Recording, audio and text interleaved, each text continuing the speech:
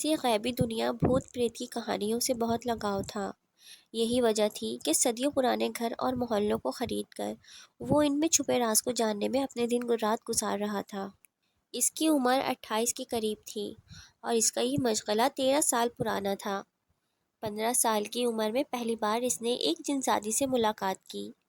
یہ وہ وقت تھا جب وہ اپنے والدین کے ساتھ ایک صدیوں پرانے محل میں شفٹ ہوئے تھے۔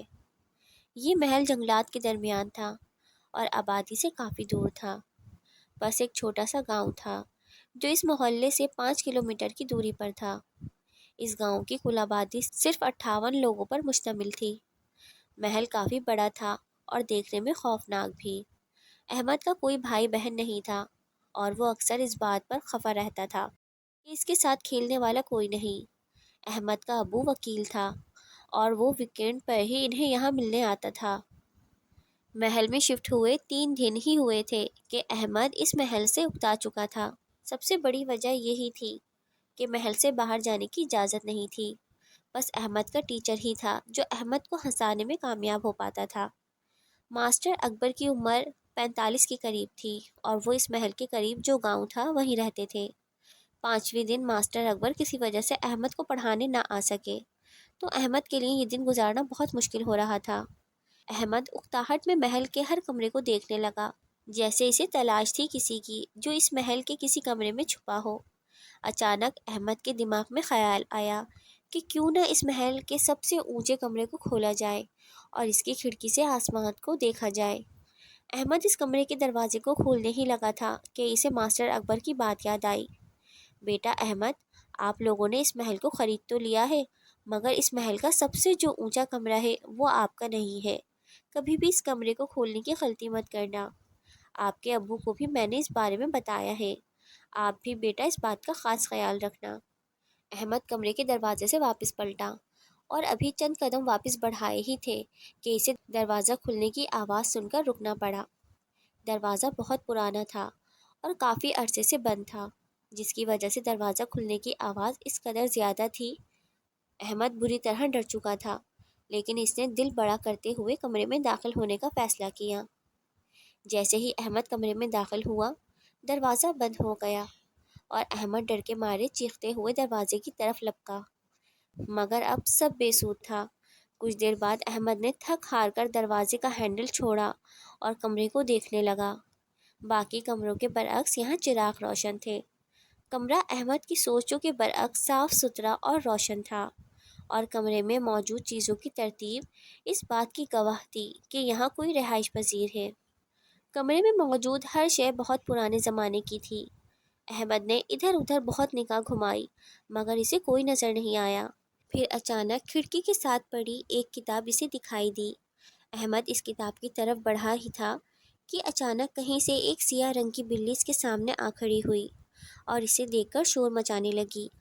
یہ بلی خاصی موٹی تھی اور یوں شور مچا رہی تھی جیسے کسی کو بلا رہی ہو۔ احمد اسے دیکھ کر بہت گھبرا گیا تھا۔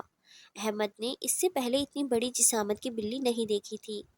احمد دوبارہ دروازہ کھولنے کی کوشش کرنے لگا۔ احمد خوف کے مارے پسینے میں بھیگنے لگا تھا۔ اچانک بلی خاموش ہو گئی۔ احمد نے پیچھے مڑ کر دیکھا تو اسے بلی دکھائی نہیں دی۔ احمد بری طرح تھک چکا تھا، سو دروازے سے ٹیک لگا کر بیٹھ گیا۔ کچھ دیر بعد احمد دوبارہ اس کتاب کی طرف بڑھا۔ جیسے ہی احمد نے کتاب کی طرف ہاتھ بڑھایا، اچانک کھڑکی کھلی اور سرد ہواؤں کے جھونکے سے کتاب کھلی اور اس کے اوراق اڑنے لگے۔ جیسے ہی ہوا تھمی تو احمد نے دوبارہ کتاب کی طرف نگاہ گھمائی۔ تمہیں یہاں نہیں آنا چاہیے تھا، غلطی کی ہے تم نے، سزا کے لیے تیار ہو جاؤ۔ جیسے ہی احمد نے کتاب پر لکھی تحریر پڑھی، اس کا دل خوف کے مارے اور تیزی سے دھڑکنے لگا۔ احمد نے ہمت سے کام لیتے ہوئے کتاب کی طرف پڑھے قلم کو اٹھایا اور اس کتاب پر لکھنا شروع کیا۔ میں احمد ہوں اور میں یہاں کسی کو نقصان پہنچانے نہیں آیا، اور مجھے نہیں پتا کہ میں نے کیا غلطی کی ہے، مگر پھر بھی میں معافی مانگتا ہوں اور میں درخواست کرتا ہوں کہ کمرے کا دروازہ کھول دیا جائے تاکہ میں بنا کوئی اور غلطی کیے واپس جا سکوں۔ احمد نے ابھی لکھا ہی تھا کہ دیکھتے ہی دیکھتے اس کا لکھا مٹنے لگا۔ جیسے ہی اس کا لکھا غائب ہوا، کتاب خود بخود بند ہو گئی اور ایک بار پھر اسے اپنے پیچھے کی جانب سے بلی کی آواز سنائی دی، جو اسے اور بھی خوفزدہ کر رہی تھی۔ احمد بلی کو دیکھ کر کانپنے لگا، اور یوں سیاہ بلی اس کی آنکھوں کے سامنے دیکھتے ہی دیکھتے ایک لڑکی کی انسانی شکل میں آ گئی۔ احمد کی سانس اٹک سی گئی تھی۔ وہ چیخنا چاہتا تھا مگر ڈر کے مارے اس کی ہمت جواب دے گئی اور وہ بے ہوش ہو کر گر پڑا۔ شام ہو رہی تھی اور احمد کی والدہ پریشانی کے مارے نوکرانی کے ساتھ احمد کو پورے محلے میں ڈھونڈ رہی تھیں۔ مالکن، محل بہت بڑا ہے اور سنا ہے کہ یہاں جنات بھی رہتے ہیں۔ نوکرانی روبینہ بی نے احمد کی والدہ کو مخاطب کیا۔ روبینہ، میں پہلے ہی بہت پریشان ہوں اور تم ایسی باتوں سے مجھے اور پریشان مت کرو۔ مالکن، میرے مانیے تو ماسٹر اکبر کو کال کر کے بلا لیجئے۔ صرف ماسٹر اکبر ہی ہیں جو اس محل کو سب سے زیادہ جانتے ہیں۔ ٹھیک ہے روبینہ بی۔ احمد کی آنکھ کھلی تو اس نے دیکھا کہ وہ لڑکی جو پہلے بلی تھی اسے بیڈ پر لٹا کر ٹھنڈے پانی سے احمد کا ماتھا تر کر رہی تھی۔ احمد اب بھی خوفزدہ تھا۔ جیسے ہی احمد نے اٹھنے کی کوشش کی تو اس لڑکی نے اسے دوبارہ لٹا دیا۔ تم تو سزا سے پہلے ہی بیمار پڑ گئے، لڑکی نے مسکراتے ہوئے طنز کیا۔ احمد نے اس طنز کا کوئی جواب نہ دیا اور خوف کے مارے پھٹی آنکھوں سے لڑکی کو دیکھتا ہی جا رہا تھا۔ احمد کو خاموش پا کر لڑکی ایک بار پھر اس سے مخاطب ہوئی۔ احمد، مجھ سے مت ڈرو، میں نوشیزہ ہوں اور میں کسی کو نقصان نہیں پہنچاتی جب تک کہ کوئی مجھے نقصان نہ پہنچائے، اور میں نے دیکھ لیا ہے کہ تم بہت ڈرپوک ہو، چاہ کر بھی تم مجھے نقصان نہیں پہنچا سکتے، لہٰذا تم بھی مجھ سے خوف مت کھاؤ، میں تمہیں نقصان نہیں پہنچاؤں گی۔ نوشیزہ کی باتوں نے احمد کو کچھ دیر پرسکون کیا اور وہ بخار سے نڈھال ہو کر سو گیا۔ ماسٹر اکبر، میرا بیٹا نہیں مل رہا، پلیز کچھ کیجیے، احمد کی والدہ نے روتے ہوئے کہا۔ فکر مت کریں محترمہ، آپ بس روبینہ بی کے ساتھ اپنے کمرے میں جائیں اور فکر مت کریں، احمد مل جائے گا۔ جیسے ہی روبینہ بی احمد کی والدہ کو ان کے کمرے میں لے گئی، ماسٹر اکبر تیزی سے سیڑھیوں پر بھاگتا ہوا اس کمرے کے بارے میں سوچنے لگا جس میں احمد قید ہو چکا تھا۔ ماسٹر اکبر ایک بار پہلے بھی اپنے والد کے ساتھ اس کمرے کی رہائش سے الجھ چکا تھا۔ یہ 60 سال پہلے کی بات ہے جب ماسٹر اکبر اپنے والد کے ساتھ اس محل کے مالک احسن رشید کی بیٹی کے علاج کے سلسلے میں یہاں آئے تھے۔ احسن رشید کا اس کی بیٹی کے علاوہ اور کوئی نہیں تھا۔ احسن رشید کی بیٹی کنزہ آسیب زدہ تھی۔ ماسٹر اکبر کے والد صدیق روحانی عالم تھے اور اپنے کام کی وجہ سے بہت مشہور بھی۔ دروازہ کھولیے احسن صاحب۔ بابا جی، یہ دروازہ اندر سے بند ہے اور کنزہ اندر اکیلی ہے، جب سے آپ کو فون کیا ہے کنزہ دروازہ نہیں کھول رہی۔ احسن رشید کی بات سننے کے بعد صدیق نے آنکھیں بند کر کے کچھ کلمات پڑھے اور ہاتھ پر پھونکا، اور پھر وہ ہاتھ دروازے پر دے مارا۔ جیسے ہی ہاتھ نے دروازے کو چھوا، دروازہ خود بخود آسانی سے کھل گیا۔ جیسے ہی صدیق بابا کمرے میں داخل ہوئے، کنزہ ان پر جھپٹی اور ان کا گلا گھونٹنے لگی۔ اکبر اور احسن رشید نے بھاگ کر کنزہ کو پکڑنا چاہا مگر کنزہ نے ان دونوں کو باری باری اچھال کر دیوار پر دے مارا۔ اکبر کا سر بری طرح دیوار سے ٹکرایا جس سے وہ بے ہوش ہو گیا، اور احسن رشید کو بھی خاصی چوٹیں آئی تھیں جس کی وجہ سے وہ دوبارہ نہیں اٹھ سکے تھے۔ اس سے پہلے کہ کنزہ صدیق بابا کا کام تمام کرتی، صدیق بابا نے کچھ کلمات پڑھ کر کنزہ پر پھونکے جس سے وہ بری طرح تڑپی اور چیختی ہوئی کمرے سے باہر بھاگ گئی۔ بابا جی، میں نے پورے محل میں ڈھونڈا ہے مگر کنزہ نہیں مل رہی، احسن رشید نے پریشان ہوتے ہوئے کہا۔ احسن صاحب، کنزہ پر ایک جن سوار ہے جو بہت طاقتور ہے، اگر ہم نے جلد کچھ نہ کیا تو کچھ بھی ہو سکتا ہے۔ اکبر کے سر سے خون صاف کرتے ہوئے صدیق بابا نے احسن رشید کو مخاطب کیا۔ بابا جی، کنزہ کے علاوہ میرا کوئی نہیں، پلیز ایسا مت کیجیے۔ احسن صاحب، آپ مجھے یہ بتائیں کہ کنزہ کی جب سے یہ حالت ہوئی ہے تب سے وہ زیادہ تر وقت کہاں گزارتی ہے؟ بابا جی، تب سے وہ زیادہ تر وقت اس محل کے سب سے اوپر والے کمرے میں گزارتی ہے اور وہاں کسی سے باتیں کرتی ہے، حالانکہ اس کمرے میں کوئی نہیں رہتا۔ یہ آپ سوچتے ہیں کہ وہاں کوئی نہیں رہتا، آپ مجھے وہاں لے چلیں احسن صاحب۔ یہ وہ کمرہ ہے بابا جی جہاں کنزہ زیادہ تر وقت گزارتی ہے۔ ٹھیک ہے احسن صاحب، آپ میرے بیٹے اکبر کے پاس جائیں، خیال رکھیے گا اس کا، میں تھوڑی دیر تک آتا ہوں آپ کے پاس۔ صدیق بابا نہیں چاہتے تھے کہ دوبارہ اکبر پر حملہ ہو، اس لیے انہوں نے احسن رشید کو اکبر کے پاس بھیج دیا اور خود اکیلے اس کمرے میں داخل ہوئے۔ جیسے ہی صدیق بابا کمرے میں داخل ہوئے، ایک عجیب سی خوشبو نے ان کا استقبال کیا جس سے وہ سمجھ گئے کہ یہاں جو رہائش پذیر ہے یقیناً وہ اچھائی پسند ہے۔ اس سے پہلے کہ صدیق بابا کچھ کرنے کی سوچتے، کھڑکی کے ساتھ رکھے میز پر پڑی کتاب کے اوراق اڑنے کی آواز نے انہیں مخاطب کیا اور وہ چپ چاپ اس کتاب کی طرف بڑھے۔ نوشیزہ نام ہے میرا، نہ نقصان پہنچانا چاہتی ہوں اور نہ نقصان اٹھانا۔ کتاب لکھی اس تحریر نے صدیق بابا کا کام بہت آسان کر دیا۔ صدیق بابا نے پاس پڑی قلم اٹھائی اور کتاب پر لکھنا شروع کیا۔ کنزا کی آزادی چاہتا ہوں اور ختم کرنا چاہتا ہوں اس کو جو کنزا پر سوار ہے۔ جیسے ہی صدیق بابا نے تحریر لکھی، اچانک کہیں سے ایک سیاہ بلی میز پر نمودار ہوئی، جو کافی موٹی تازی اور عام بلی سے کہیں زیادہ جسامت والی تھی، اور اس کا چہرہ کافی خوفناک تھا۔ اس سے پہلے کہ صدیق بابا کچھ کر پاتے، اس بلی نے صدیق بابا کی گردن پر پنجے سے وار کیا اور غائب ہو گئی۔ صدیق بابا کی گردن سے بری طرح خون بہنا شروع ہو گیا، اور اسی اثنا میں کتاب پر نئی تحریر نمودار ہوئی۔ وہ بھائی ہے نوشیزہ کا، جسے تم نے ختم کرنے کی بات کی ہے۔ اس سے پہلے کہ ہم تم سب کو ختم کر دیں، اس محل کو چھوڑ جاؤ، اور ہم وعدہ کرتے ہیں کہ اگر کنزا اپنے والد کے ساتھ یہ جگہ چھوڑ جاتی ہے تو میرا بھائی بھی کنزا کو آزاد کر دے گا۔ اب مجھے امید ہے کہ تم دوبارہ میرے بھائی کو ختم کرنے کی بات نہیں کرو گے۔ جیسے ہی صدیق بابا نے یہ تحریر پڑھ لی، کتاب وہاں سے غائب ہو گئی اور صدیق بابا بہت زیادہ خون بہہ جانے کی وجہ سے بے ہوش ہو کر گر پڑے۔ اسی اثنا میں احسن رشید اور اکبر کمرے میں داخل ہوئے۔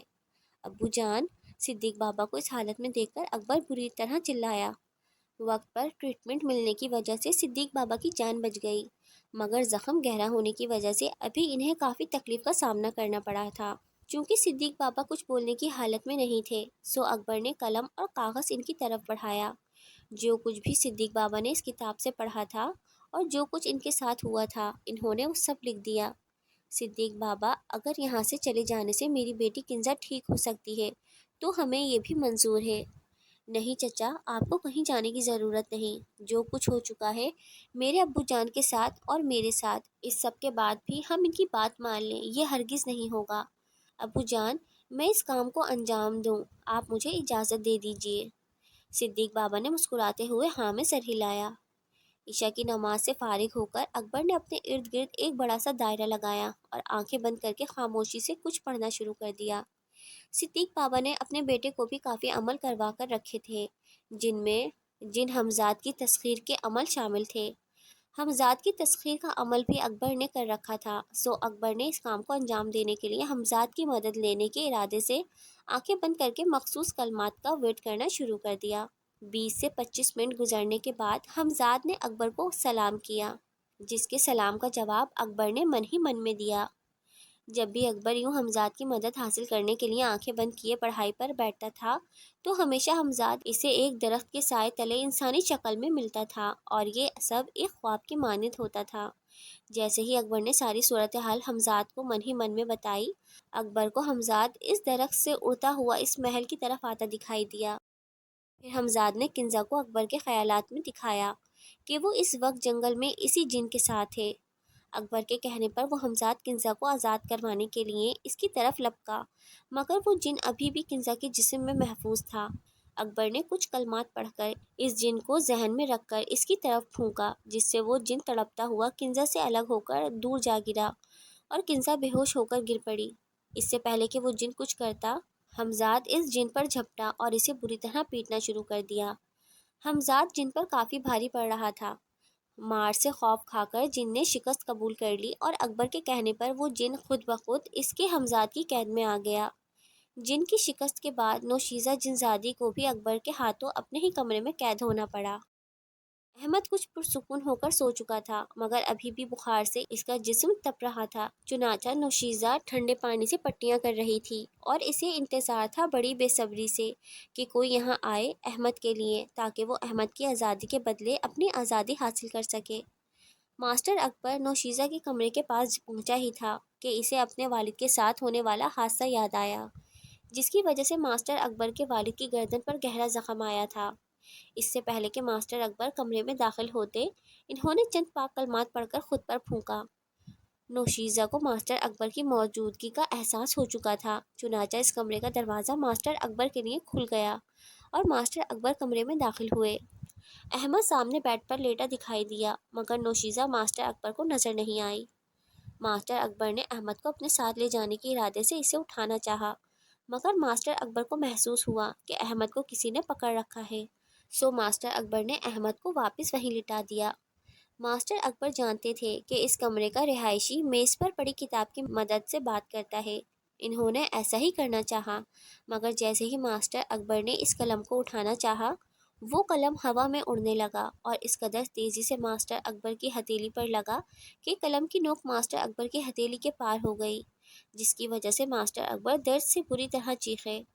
مگر یہ حادثہ حقیقی نہیں تھا، چونکہ ماسٹر اکبر نے کمرے میں داخل ہونے سے پہلے پاک کلمات پڑھ کر خود پر پھونکے ہوئے تھے، خود کو رب تعالیٰ کی پناہ میں دیا تھا۔ سو نوشیزہ صرف ایسا سوچ سکتی تھی، مگر کچھ کر نہیں سکتی تھی۔ ماسٹر اکبر ہاتھ میں قلم لیے کتاب پر لکھ رہا تھا: میں اکبر ہوں، صدیق بابا کا بیٹا۔ میں چاہوں تو رب کی عطا کردہ روحانی طاقت اور اپنے ہمزاد کی مدد سے تم کو اور تمہارے بھائی کو جلا کر راکھ کر سکتا ہوں، مگر میرے والد رحم دل ہیں اور انہوں نے مجھے ایسا کرنے سے باز رکھا ہے۔ میں بس اتنا چاہتا ہوں کہ احمد اپنے ساتھ لے جاؤں۔ ماسٹر اکبر کی لکھی تحریر مٹنا شروع ہو گئی اور پھر ایک نئی تحریر نمودار ہوئی: میں نوشیزہ ہوں، جسے تم نے اس کمرے میں قید کیا ہوا ہے، اور میرے بھائی کو بھی اپنی قید میں لیا ہوا ہے۔ میں نوشیزہ احمد کو چھوڑ دوں گی اگر تم مجھے اور میرے بھائی کو آزاد کر دو۔ اس تحریر نے ماسٹر اکبر کو پریشان کر دیا۔ ماسٹر اکبر جانتا تھا کہ اگر نوشیزہ جنزادی اور اس کا بھائی اس کی گرفت سے آزاد ہو گئے تو وہ بدلہ لینے کے لیے کچھ بھی کر سکتے ہیں۔ ماسٹر اکبر سمجھ نہیں پا رہا تھا کہ اب اس مصیبت کا سامنا کیسے کیا جائے۔ اگر ماسٹر نوشیزہ کو ختم کرنے کا فیصلہ کرتا ہے تو یقیناً نوشیزہ اپنی موت سے پہلے احمد کو مار ڈالے گی۔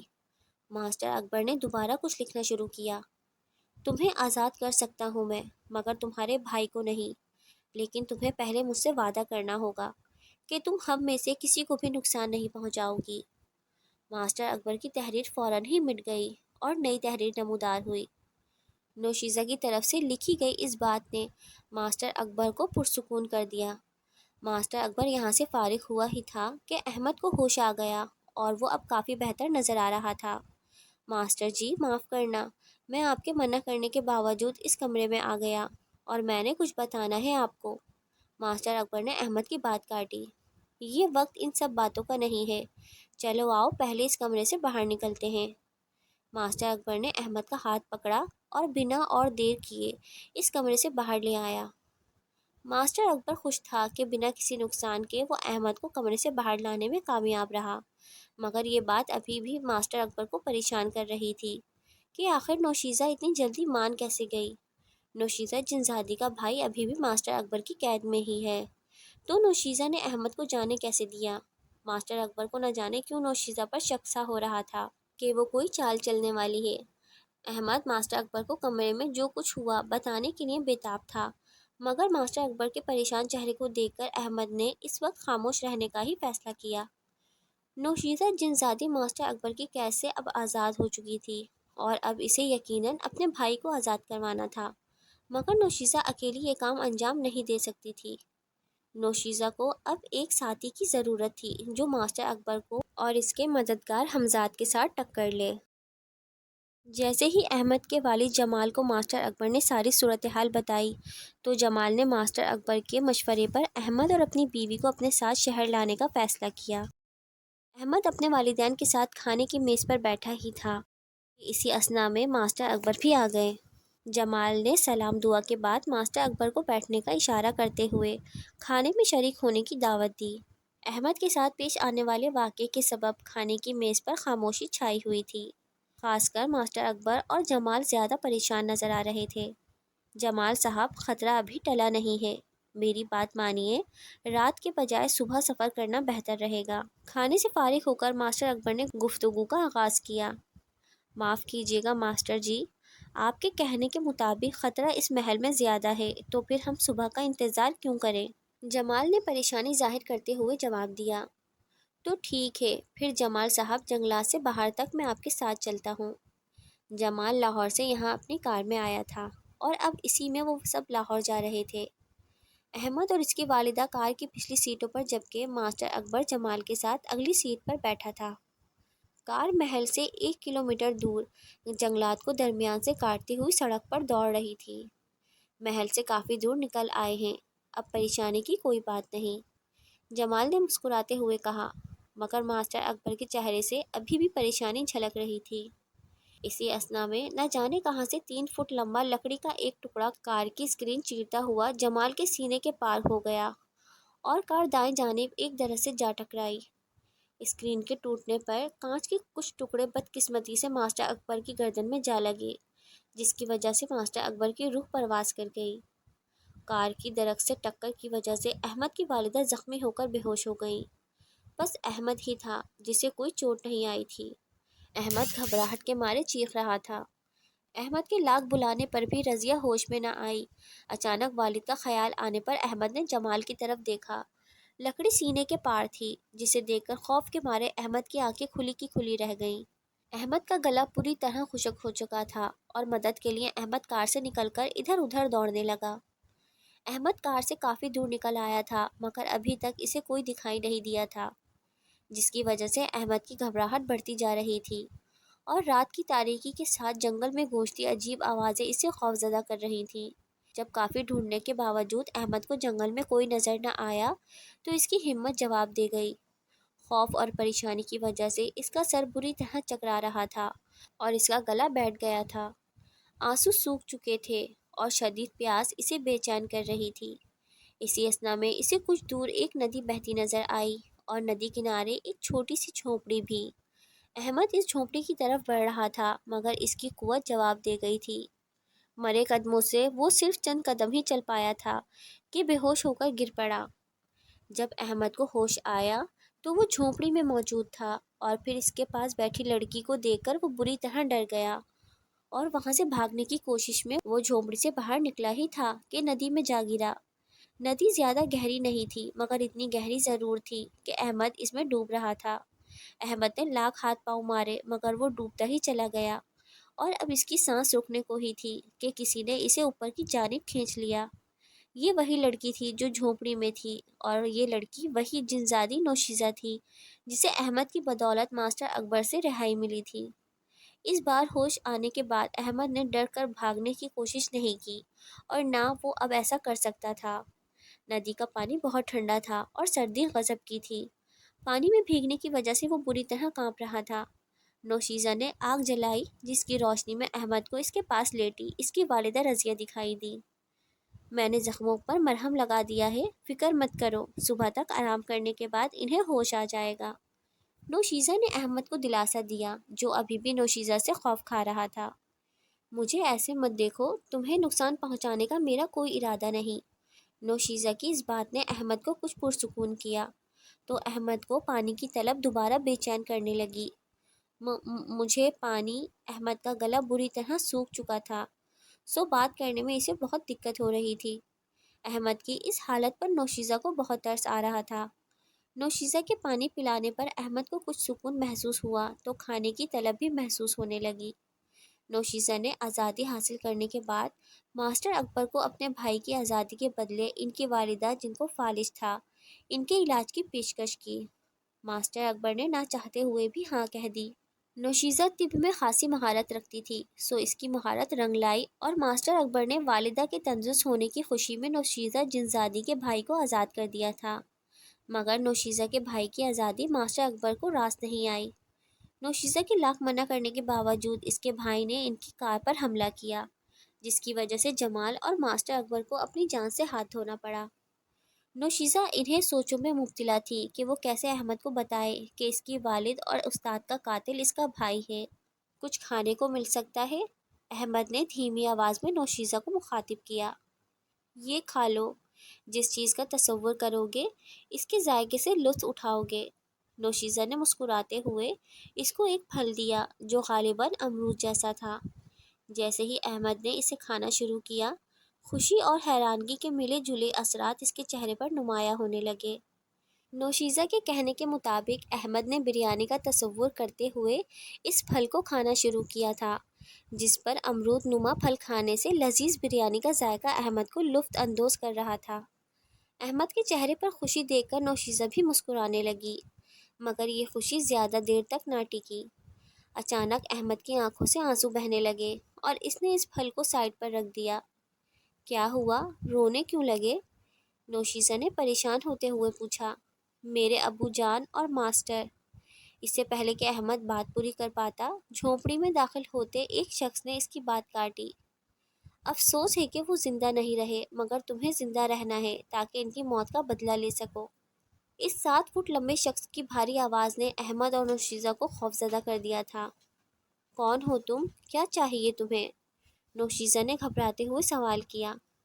میں جو بھی ہوں، مگر تمہارے بھائی جیسا بالکل نہیں ہوں، جس نے احمد کے والد اور ماسٹر کو موت کے گھاٹ اتار دیا۔ اس شخص کے اس طنز بھرے جواب نے نوشیزہ کو چپ کرا دیا، جس پر اب احمد نوشیزہ کو نفرت بھری نظروں سے دیکھ رہا تھا، جس پر نوشیزہ اندر ہی اندر گھٹ رہی تھی۔ میں رستم ہوں، مجھے احمد کی مدد کے لیے ماسٹر اکبر نے ہی مقرر کیا ہے۔ رستم وہی ہمزاد تھا جس نے نوشیزہ جنزادی کے بھائی ارکم کو ماسٹر اکبر کے کہنے پر قید کر لیا تھا۔ کار پر حملہ ہونے پر رستم فوراً وہاں پہنچا۔ رستم ہی کے آنے کی وجہ سے احمد اور اس کی والدہ کی جان بچ پائی تھی، ورنہ ارکم جنزادہ تو سبھی کو موت کے گھاٹ اتارنا چاہتا تھا۔ خیر، رستم کے وہاں آ جانے پر ارکم کو وہاں سے بھاگنا پڑا۔ احمد، میری بات مانو اور اس جنزادی کو یہاں سے جانے کا کہہ دو۔ میں نہیں چاہتا کہ تمہارے اور تمہاری والدہ کے ساتھ بھی وہی ہو جو تمہارے والد اور ماسٹر اکبر کے ساتھ ہوا۔ رستم کی آواز میں غصہ نمایاں تھا، جو نوشیزہ کو بے چین کر رہا تھا۔ اگرچہ نوشیزہ کا کوئی قصور نہیں تھا، مگر ارکم کی آزادی میں تو اسی کا ہاتھ تھا، جس پر نوشیزہ اب بہت پچھتا رہی تھی۔ جب نوشیزہ نے رستم کی آواز میں غصہ محسوس کیا اور احمد کی آنکھوں میں اپنے لیے نہایت نفرت دیکھی، تو اس کا دل بری طرح ٹوٹ گیا اور اس کا ضمیر اسے کوسنے لگا کہ اگر اس نے ارکم کو آزاد نہ کروایا ہوتا تو آج احمد کی یہ حالت نہ ہوتی۔ اس سے پہلے کہ احمد اپنی خاموشی توڑتا، نوشیزہ وہاں سے چپ چاپ چلی گئی۔ نوشیزہ کا دیا ہوا وہ امرود جیسا پھل ابھی بھی احمد کے پاس تھا، جو احمد نے غصہ اور نفرت بھرے جذبات کے عوض ندی میں پھینک دیا۔ احمد، پاس آؤ، کچھ بتانا ہے تم کو۔ رستم نے نوشیزہ کے جانے کے بعد دوبارہ احمد کو مخاطب کیا۔ احمد اس کے پاس آیا تو رستم نے اس کے کندھوں پر ہاتھ رکھتے ہوئے اپنا منہ اس کے دائیں کان کے پاس کر کے کچھ کہنا شروع کیا۔ یہ وہی کلمات تھے جس کے ورد سے ماسٹر اکبر نے رستم حمزاد کو تسخیر کیا تھا۔ عموماً رہوں گا تو میں تمہارے ساتھ ہی، مگر تمہاری آنکھوں سے اوجھل رہوں گا۔ جب بھی میری ضرورت پڑے ان کلمات کا ورد شروع کر دینا، میں مدد کے لیے آ جاؤں گا۔ اور ایک اور بات، ماسٹر اکبر نے مجھے صرف تمہاری حفاظت کے لیے مقرر کیا ہے اور میں اس کام کے علاوہ تمہاری کوئی مدد نہیں کر پاؤں گا۔ رستم نے جیسے ہی اپنی بات ختم کی، وہ بھی غائب ہو گیا۔ رستم نے جاتے جاتے احمد کی ہاتھ میں ایک کھجور تھما دی تھی، جسے احمد نے کھایا تو بے ہوش ہو کر گر پڑا۔ صبح کے 8 بج رہے تھے۔ احمد کی آنکھ کھلی تو اس نے خود کو اسی محل میں موجود پایا۔ احمد کے ہوش میں آتے ہی پاس بیٹھی اس کی والدہ نے روتے ہوئے احمد کو گلے لگا لیا۔ احمد اپنی والدہ کے اس طرح رونے پر بہت حیران تھا۔ اس کو والدہ کے اس طرح رونے کی کوئی وجہ سمجھ میں نہیں آ رہی تھی۔ امی جی، کیا ہوا؟ ایسے کیوں رو رہی ہیں آپ؟ احمد نے پریشان ہوتے ہوئے انہیں خود سے الگ کیا۔ بیٹا آپ کے ابو نہیں رہے اور ماسٹر اکبر بھی کل رات ہمارے ساتھ ہونے کی وجہ سے کار ایکسیڈنٹ میں وفات پا گئے ہیں۔ رضیہ بھی نے روتے ہوئے رات کا واقعہ احمد کو یاد دلانا چاہا۔ ہمارے ساتھ کار ایکسیڈنٹ؟ احمد کے ذہن میں اس ایکسیڈنٹ کے کچھ جھلکیاں موجود تھیں، مگر اسے کچھ یاد نہیں آ رہا تھا کہ رات بھر ان کے ساتھ کیا ہوا تھا۔ رستم حمزاد کی دی ہوئی کھجور نے اپنا کام کر دیا تھا۔ نوشیزہ اور رستم سے ہوئی ملاقات اور باتیں کچھ بھی احمد کو یاد نہیں آ رہا تھا۔ خیر، والد کی وفات کے غم میں احمد کی آنکھوں سے بھی آنسو جاری ہو گئے، جسے دیکھ کر احمد کی والدہ نے ایک بار پھر اسے گلے لگا لیا اور زور زور سے رونے لگیں۔ احمد کے والد جمال نے لاہور میں بھی کچھ جائیداد خرید رکھی تھی، جس میں ایک عالیشان گھر اور شہر لاہور کے باہر ایک گاؤں کے قریب 5 ایکڑ زمین خرید رکھی تھی، جو گاؤں والوں کو ٹھیکے پر دی ہوئی تھی۔ احمد کے دادا سلطان احمد بھی ایک وکیل تھے، جو احمد کے والد جمال کے ساتھ لاہور میں ہی رہائش پذیر تھے۔ چنانچہ بیٹے کی وفات کے بعد 2 مہینے اس محل میں گزار کر سلطان احمد اور اس کی والدہ کو اپنے ساتھ لاہور ہی لے آئے اور احمد کو میڈیکل کالج میں داخلہ کروا دیا۔ کالج کا پہلا سال احمد کے لیے آزمائش سے کم نہ تھا۔ والد کی وفات کا غم اسے کھائے جا رہا تھا اور اس کے زیادہ تر خاموش رہنے اور ہر بات پر ضد اور غصہ کرنے کی وجہ سے اس کا کوئی دوست نہیں بن سکا۔ رضیہ بھی احمد کی اس حالت پر اندر ہی اندر گھٹ رہی تھیں، مگر انہیں اس بات کی خوشی تھی کہ احمد پڑھائی میں بہت اچھا تھا اور اس نے ایگزام نہایت اچھے نمبروں سے پاس کیا تھا، جس کی خوشی میں سلطان احمد نے احمد کو نئی کار گفٹ کی تھی اور ڈرائیونگ سیکھنے کو کہا، مگر احمد کو یہ کار ردی بھر بھی خوشی نہ دے سکی اور نہ ہی اس نے ڈرائیونگ کلاسز جوائن کی۔